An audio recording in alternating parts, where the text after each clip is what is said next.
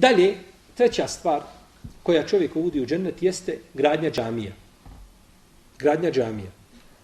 Došlo je u hadisu koga bilježe Buharija i Muslim od Osmana radijallahu ta'ala anhu da je poslanik sallallahu alejhi ve sellem rekao: "Men bena lillahi mesđiden, bena Allahu lehu bejten fil džennet." Ko sagradi Allahu džamiju, Allah će njemu sagraditi kuću u džennetu. Ti Allahu kuću na zemlji, on tebi kuću u džennetu. Došlo je u hadisu ovome koga bilježi imam Ibn Mađe od Džabira i bilježi ga imam Ahmed od Ibn Abbasa.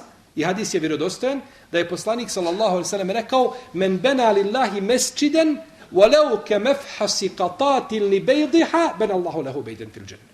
Ko napravi Allahu kuću, misli se na džamiju, taman koliko čapljino gnjezdo za njena jaja. Kaže, Allah će njemu napraviti kuću u džennetu.